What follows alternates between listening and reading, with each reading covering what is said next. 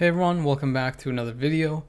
Now that I finished all the Thor testing for Thor himself and Jane, I can finally move on to testing and showing you what Valkyrie can do, both in PvE and, more interestingly enough, in PvP. After Valkyrie, there isn't really any other character that warrants a full video. Scourge and Angela didn't really get enough to make them viable characters in either mode, and the only other one would be Destroyer, but he isn't really up to par for timeline. That's why I'm likely going to include him with the Alliance Conquest testing footage. As a heads up, if you're wondering whether to pick this uniform up just for the support increase, it's not really much of anything, so you can probably just get away with using the old uniform. Otherwise, if you don't have that, then you can get the new uniform. But this testing is mostly focused on showing you what the character can do as a standalone character. In order to show you that improvement, there needs to be a benchmark of what she could do previously, and the first test that I do to show that is a stage 9 of Knull with no damage proc. The build that I'm currently running on her is just a CTP of Insight. Even with the old uniform, she could complete stage 9 of Knull, and she did that for me with 1 minute and 15 seconds left. Since I wasn't sure how big the upgrade was going to be, I also did a stage 25, this time with a leadership and support. But with the old uniform and no damage proc, she actually didn't have enough damage to properly clear the first phase. I barely cleared it with just a few seconds left over, which means that she wasn't able to do stage 25 with that old uniform. One of the greatest benefits of the new uniform is that her ultimate skill, or the awakening skill, is now instantly cancelable, and a lot of her skills make her very proc friendly. Aside from that, her survival also got much better now. She has mitigation added to her uniform passive, an additional healing to her third skill, and invincible on her fourth skill, which was previously a bunch of guard hits scattered around her kit. On top of that, she obviously also does more damage. She got guaranteed crit rate in her uniform passive. She also got higher accumulation on her third skill, and these skills also do more damage and have more hits. In addition to that, her support passive also got increased by a little bit, but that's fair because it was one of the best ones in the game. If you're looking to build the character for PvE, specifically something like Alliance Battle Extreme or Giant Boss Raid, then a CTP of Rage is your best option for that. However, if you want to use the character for something like World Boss Legend, then a CTP of Energy or even a CTP of Destruction can work for that. She doesn't really have crazy high damage, so you probably aren't going to use her to push higher stages of World Boss Legend, but regardless, if you do want to do that, you have that option. Anyways, you can see from this clip that the new uniform improves her clear time by at least a minute. A minute improvement isn't really too amazing, but despite that, it does make a big difference in content like World Boss Legend, since you saw previously that with the old uniform, I wasn't able to clear the first phase of Knull in time, whereas with the new one, since I can complete it a minute faster, I can beat that 2-minute window to be able to actually clear the stage. Because the character does have some interesting effects in her kit for PvP, I decided to equip a mighty CTP of Destruction on her, so before I took her into PvP, I'm just showing how much she improved in World Boss Legend. As you can see, with a damage proc, I'm able to get to the last 10 bars of Knull that I previously was only at the first phase of when I had no damage proc. So basically that is a 20 health bar difference in the same amount of time. As for her rotation, it's very simple with a single skill damage proc. You basically do 3, cancel 6, cancel 5, cancel 4, and that is the skill that you want to proc on.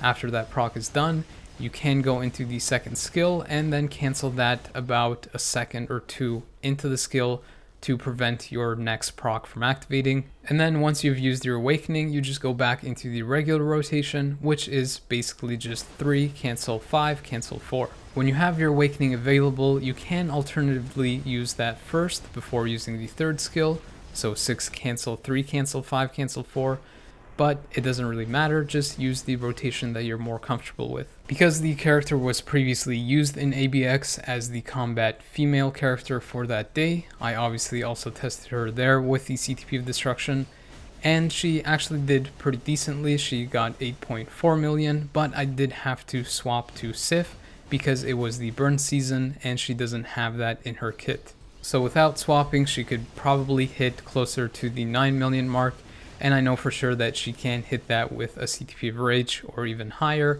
since I've seen some scores like that online. I also forgot to mention this earlier, but unless I outright stated at the beginning of the video, I'm not using an artifact for the character. Although the character is probably ABX meta now, what I was more interested in finding out was her performance in PvP. In order to find that out, I took her into Timeline, and before I had equipped the CTP of Destruction, I decided to test her with an Invincible Obelisk and Guard Break immunity, but I found that her damage kind of fell short, and she often died because the opponent could box her down and get her health down to 0 before she could. So the rest of the testing is with that mighty CTP of Destruction, and you can clearly see the difference in this first clip. The reason I even consider testing her in PvP is because she now has 3 skills that have super guard break penetration on them: the 3rd skill, the 4th skill, and the 5th skill. And for those who are unaware, that is basically the skill that head rocks your character and essentially locks them down, keeping them from being able to do anything. Besides the super guard break, the character has a lot of other things in her kit that makes her good for PvP. She has that ignore dodge passive, the increased damage versus villains, as well as less damage taken from them, on top of the raw mitigation that she gets from her uniform passive. As I mentioned before, she also has 2 heals, and she has that iframe ignore counter on her 3rd skill, as well as several iframe skills as well. On top of this, she already has 30% penetration on her 3rd skill, so you might be wondering why I opted to go with the CTP of Destruction to begin with, since that penetration might be redundant or not even useful. But the fact is that she often opens with the 5th skill, which doesn't have penetration on it and can potentially one-shot the opponent if it does have penetration and the proc. Besides that, if you've paid close attention, you'll see that the character is frequently activating that top proc, or the strike proc I believe, which gives her super guard break immunity as well as additional ignore dodge versus the opponent. This quick movement around the map not only helps fill up that meter, but also helps keep her alive a bit longer, since she can avoid damage in a certain area. Her AI rotation is also fairly good. As I said, she opens with the 5th skill and often goes to her 3rd skill after, because the opponent will iframe. She usually follows this up with her 4th skill, which is perfect because she uses those 3 skills that I mentioned that have super guard break penetration. What's even better is that because she is proc friendly now, if any of the opponents knock her out of her 5th skill, for example, the damage will continue and potentially kill the opponent even if you die. As you can see, even though she isn't totally consistent, she can take down opponents that she has a type disadvantage versus. The fact that she can even take down Emma is amazing. Her movement allows her to avoid Emma's skills. However, Warlock is still a problem even when she has the Awakening skill available to her, because he has so much survival in his kit and is problematic with those 2 lives. Some of the negatives of the uniform is that she is still surprisingly fragile in PvP, even though her damage is very high, and her 3rd skill has a very short window for the iframe ignore counter. Usually it doesn't go off in that short window, but when it does, it's almost guaranteed to take out the opponent. Based on the results that I had with the Invincible Obelisk, how her survival didn't improve too much and her damage dipped a lot, I'd say that damage proc would likely be her best option, so you can do a CTP of Destruction, a Mighty One of course, or a CTP of Greed. But if you do really want to try a defensive based build, you can use either a CTP of Authority or a CTP of Regen, since her health isn't really too bad and she does have that double healing in her passive and her 3rd skill. Because the character had that very short window to use the iframe ignore, I also tested her in manual play as well.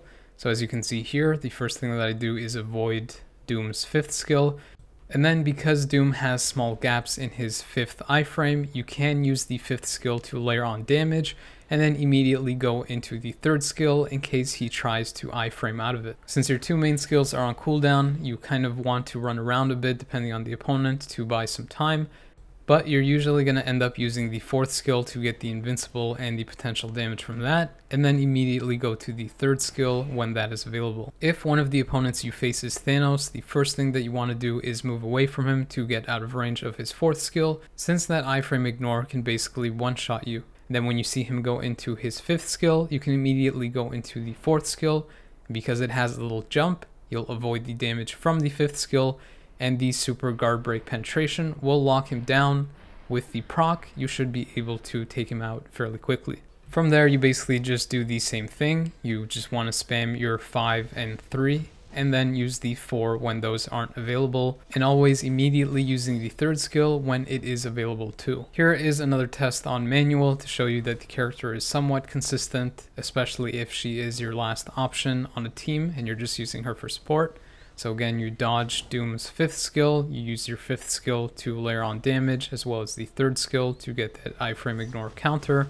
Then if one of the characters that you run into is Thanos, again, you dodge his 4th skill and then immediately follow with your own 4th skill after he uses his own 5th skill. From there, you spam your 3, 5, and 4 or dodge some of the opponent's skills. It really depends on who you're facing.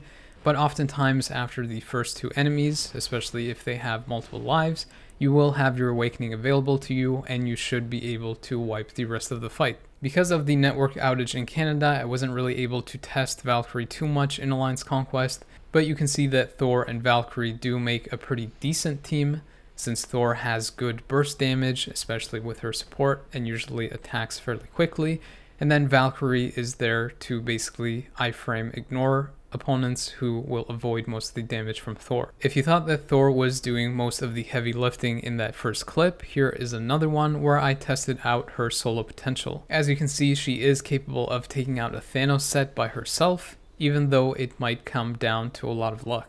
So basically, to sum up the character, if you're going to use her only as a support, then this uniform isn't really necessary and you don't really need to switch from a CTP of Insight if you didn't have that already. But if you are going to use the character for Giant Boss Raid or ABX, then the CTP of Rage is the better option. If you're going to use her to try to go to higher stages of World Boss Legend, or if you generally just want to use the character for World Boss Legend as well, you can still use the Rage, but a reforged CTP of Energy or Destruction might give you better value. And then if you want to use her for most of the content, i.e. a hybrid, then a CTP of Destruction is your best option.